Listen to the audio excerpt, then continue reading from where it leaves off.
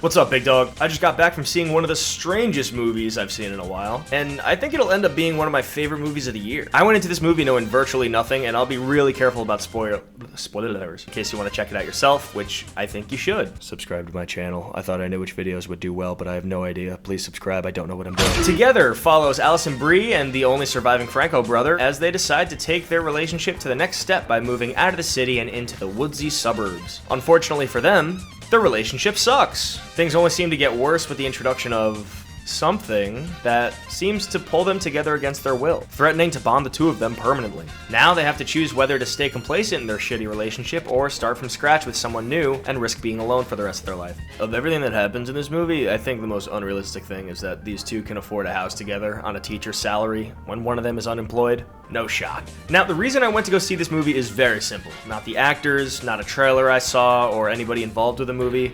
It was one reason, and that reason was this. Look at this shit, are you kidding me? If this poster doesn't at least get some sort of gut reaction out of you, you might not be human. What a cool, freaky set of images to sell a movie on. One look at this and you know what you're getting into. Don't underestimate the power of a good poster. On top of that, seeing that Neon was making this movie, yeah, alright, I'm on board. This is a story about codependent relationships. The movie starts out with a brilliantly uncomfortable scene that lets us know these two are not on the same page. What I love so much about this movie, even before the true weirdness starts, is that it finds new and unique ways to get its point across with creative storytelling. For example, one of the first things this movie does is they have a quick conversation. She mentions, oh look, we're kind of wearing the same clothes, it's kind of cute. And what does he do with that information? He goes and he changes his shirt. But not until after she leaves the room. That quick little decision tells us so much about the relationship right off the bat, and it's brilliant. Dave Franco plays a guy who's perpetually stuck in the past and has kind of let his life go by a bit. He's been too focused on his dream of becoming a musician, postponing any serious life commitments until he can get his music career on track.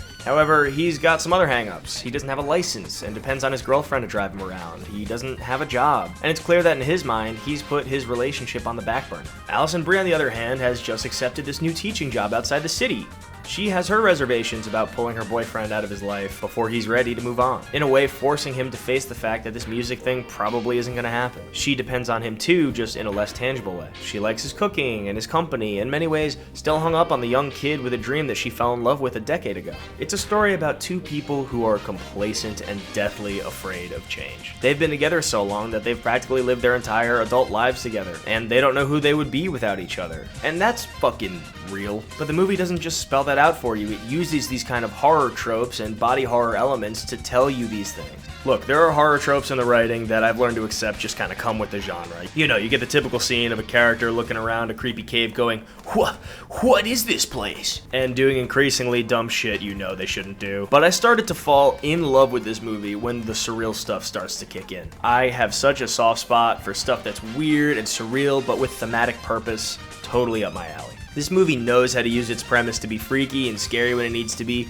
completely effective at making you cringe out of your chair. But it also knows how to have fun with this idea too. You know, this was one of the best in-theater experiences I've had so far this year. Everyone in the theater was just on the same page. If they weren't shrieking and covering their eyes at some of the images on screen, then they were laughing their asses off. Not just because they were uncomfortable, but because this movie is surprisingly really funny. That is not what I was expecting out of a poster like this. There's a scene that takes place in a bathroom where one of the characters looks at the other and says, I'm sorry. And if that doesn't have you tearing your hair out, I don't know what to tell you. Alison Brie and Dave Franco are given the space to use their comedic chops a lot more than what I was expecting, but also without the movie losing focus or feeling like it's a tonal mess. My favorite scene in this movie, I think, takes place in a hallway at night, and it's just a perfect summation of what this movie's all about in one scene. Scary, weird, surreal, and so fucking funny. This is gonna sound crazy, but in a way it kind of reminded me of like a Charlie Kaufman movie, you know, like Eternal Sunshine or Anomalisa, not in terms of the depth of the characters or the thematic conversations going on, or some would say pretentiousness of those movies, but in a way where the themes are